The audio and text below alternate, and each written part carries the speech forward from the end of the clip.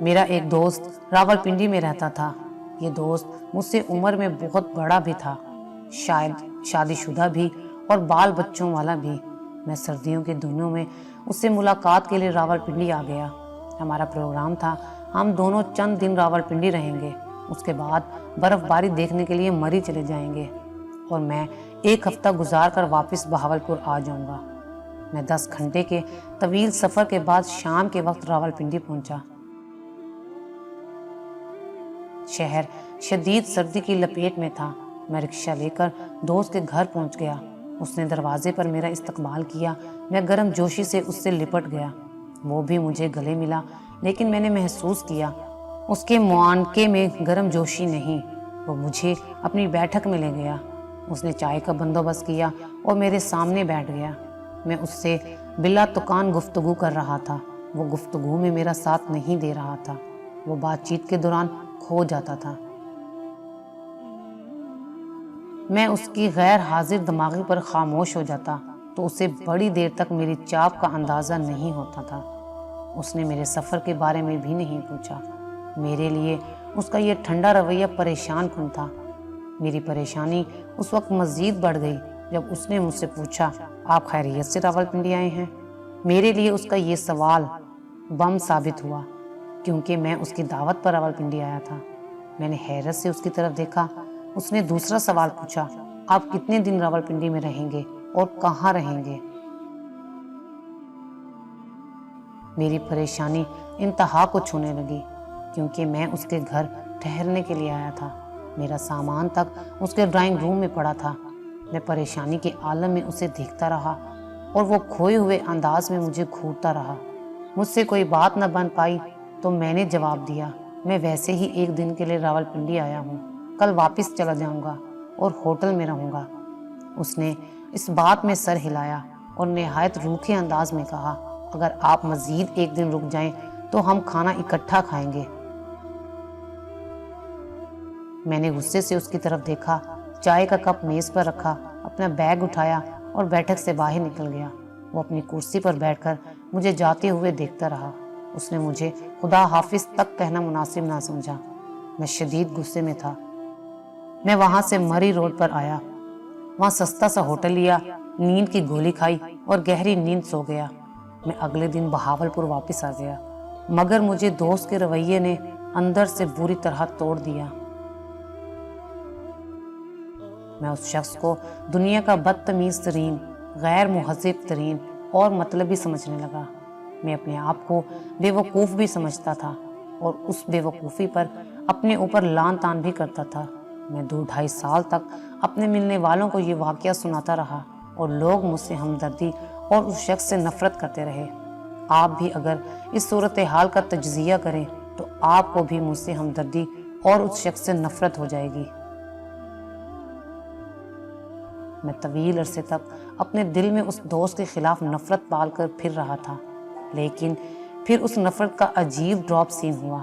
میں یونیورسٹی سے فارغ ہو کر صحافت میں آ گیا اور ایک دن وہ دوست ہمارے ایک مشترکہ دوست کے ساتھ میرے دفتر آ گیا۔ میں اسے دیکھتے ہی غصے سے ابل پڑا، مگر وہ میرے گلے لگا اور نرم آواز میں بولا، آپ اپنے غصے کو چند منٹ کے لیے سائڈ پر رکھ دو اور میری بات سن لو۔ اگر تم اس کے باوجود مجھے غلط سمجھو تو پھر تم اپنی نفرت کا سلسلہ جاری رکھ لینا۔ میں نے غصے سے اس کی طرف دیکھا۔ وہ بولا، میں اپنے والدین کا اکلوتا بیٹا ہوں۔ میری 6 بہنیں تھیں۔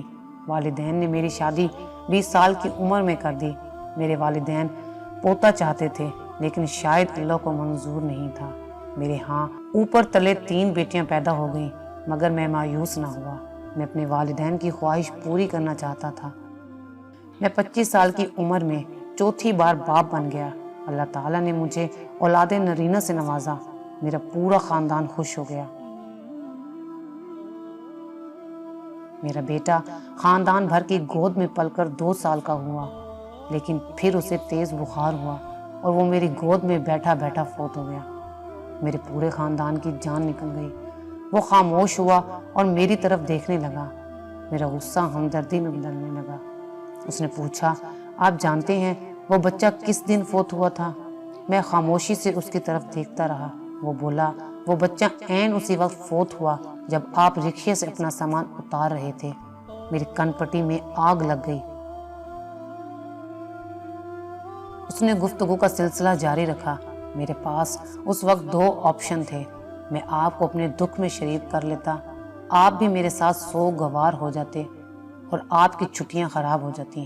دوسرا، میں آپ سے یہ خبر چھپا لیتا، آپ کو ہوٹل جانے پر مجبور کر دیتا۔ آپ مجھ سے وقتی طور پر ناراض ہو جاتے، لیکن آپ کی چھٹیاں اور وقت برباد نہ ہوتا۔ میں دوسرے آپشن پر چلا گیا۔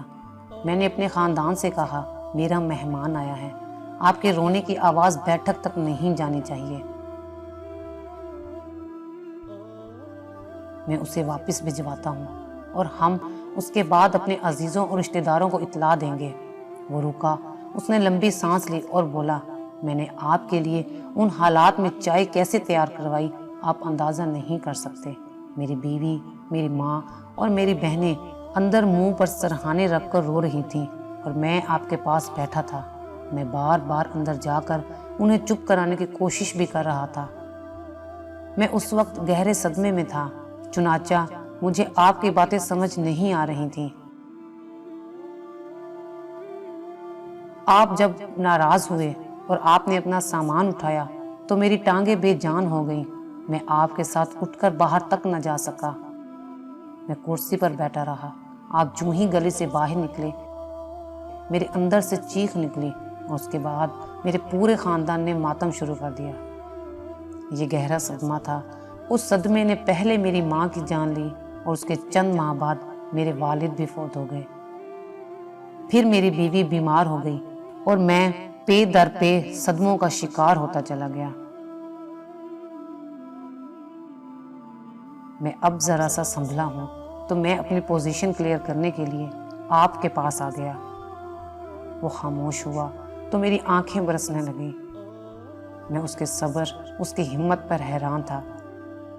وہ اپنے اکلوتے بیٹے کی نعش اندر چھوڑ کر میری خدمت کرتا رہا اور میں 2.5 سال تک اسے مطلبی، جاہل، ظالم اور بدتمیز سمجھتا رہا۔ میں اس سے نفرت کرتا رہا۔ آخر کیوں ہم دوسروں کے بارے میں اتنی جلدی میں اپنی رائے قائم کر لیتے ہیں؟ مجھے اپنی سوچ پر بہت پچھتاوا ہو رہا تھا۔ مجھے اپنی سوچ پر بہت پچھتاوا ہو رہا تھا۔ اگر آپ کو ہماری یہ ویڈیو اچھی لگی ہو تو اسے لائک کریں، شیئر کریں اور مزید اچھی ویڈیوز دیکھنے کے لیے ہمارا چینل سبسکرائب کریں۔ اگر آپ کو ہماری یہ ویڈیو اچھی لگی ہو تو اسے لائک کریں، شیئر کریں اور مزید اچھی ویڈیوز دیکھنے کے لیے ہمارا چینل سبسکرائب کریں۔